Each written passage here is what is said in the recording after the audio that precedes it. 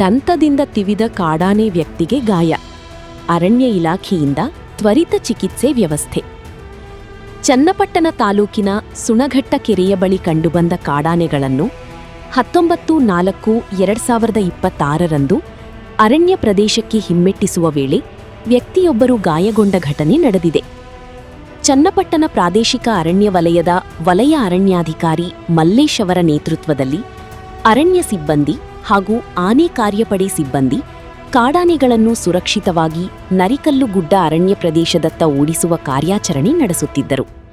ಈ ವೇಳೆ ಚನ್ನಪಟ್ಟಣ ಹಲಗೂರು ರಸ್ತೆ ದಾಟಿಸಿ ಮುಳ್ಳಿಕೆರೆ ಮತ್ತು ಮಂಗಡಳ್ಳಿ ಗ್ರಾಮದ ಸಮೀಪ ಚನ್ನಪ್ಪಸ್ವಾಮಿ ಬೆಟ್ಟದ ಕಡೆಗೆ ಕಾಡಾನೆಗಳನ್ನು ಕರೆದೊಯ್ಯಲಾಗುತ್ತಿತ್ತು.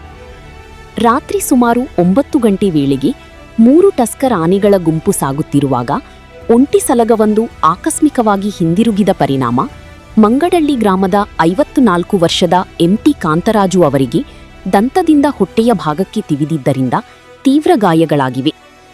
ಗಾಯಾಳುವನ್ನು ತಕ್ಷಣವೇ ಅರಣ್ಯಾಧಿಕಾರಿಗಳು ಮತ್ತು ಸಿಬ್ಬಂದಿ ಚನ್ನಪಟ್ಟಣ ಸಾರ್ವಜನಿಕ ಆಸ್ಪತ್ರೆಗೆ ದಾಖಲಿಸಿದ್ದು, ಹೆಚ್ಚಿನ ಚಿಕಿತ್ಸೆಗಾಗಿ ವೈದ್ಯರ ಸಲಹೆ ಮೇರೆಗೆ ಮಂಡ್ಯ ಜಿಲ್ಲಾ ಆಸ್ಪತ್ರೆಗೆ ಸ್ಥಳಾಂತರಿಸಲಾಯಿತು.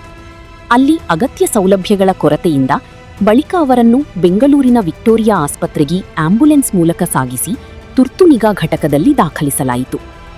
ಗಾಯಾಳಿಗೆ ತಕ್ಷಣ ಚಿಕಿತ್ಸೆ ನೀಡಲಾಗಿದ್ದು 20/4/2026 ಶಸ್ತ್ರಚಿಕಿತ್ಸೆ ಯಶಸ್ವಿಯಾಗಿ ನೆರವೇರಿಸಲಾಗಿದೆ. ಅವರು ಚಿಕಿತ್ಸೆಗೆ ಸ್ಪಂದಿಸುತ್ತಿದ್ದು ಚೇತರಿಸಿಕೊಳ್ಳುತ್ತಿದ್ದಾರೆ ಎಂದು ವೈದ್ಯರು ತಿಳಿಸಿದ್ದಾರೆ. ಇದೇ ವೇಳೆ ಉಪ ಅರಣ್ಯ ಸಂರಕ್ಷಣಾಧಿಕಾರಿ ರಾಧಾ ರಾಮಕೃಷ್ಣಪ್ಪ ಹಾಗೂ ಸಹಾಯಕ ಅರಣ್ಯ ಸಂರಕ್ಷಣಾಧಿಕಾರಿ ಶ್ರೀಮತಿ ಪುಟ್ಟಮ್ಮ ಅವರು ವಿಕ್ಟೋರಿಯಾ ಆಸ್ಪತ್ರೆಗೆ ಭೇಟಿ ನೀಡಿ ಗಾಯಾಳುವಿನ ಆರೋಗ್ಯ ಸ್ಥಿತಿ ವಿಚಾರಿಸಿದರು. ಕುಟುಂಬದವರಿಗೆ ಸಾಂತ್ವನ ಹೇಳಿ ಚಿಕಿತ್ಸಾ ವೆಚ್ಚವನ್ನು ಭರಿಸುವ ಭರವಸೆ ನೀಡಿದರು. ಘಟನೆಯ ಹಿನ್ನೆಲೆಯಲ್ಲಿ ಅರಣ್ಯ ಇಲಾಖೆ ಸಾರ್ವಜನಿಕರಿಗೆ ಎಚ್ಚರಿಕೆ ನೀಡಿದ್ದು, ಕಾಡಾನೆಗಳ ಸಂಚಾರ ಇರುವ ಪ್ರದೇಶಗಳಲ್ಲಿ ಹೆಚ್ಚು ಜಾಗರೂಕತೆಯಿಂದ ಇರಲು ಮನವಿ ಮಾಡಲಾಗಿದೆ. ಕರುನಾಡು ಟೈಮ್ಸ್ ಚಾನೆಲ್ನಲ್ಲಿ ಸುದ್ದಿ ಮತ್ತು ಜಾಹೀರಾತು ನೀಡಲು ಈ ನಂಬರ್ಗೆ ಕರೆ ಮಾಡಿ.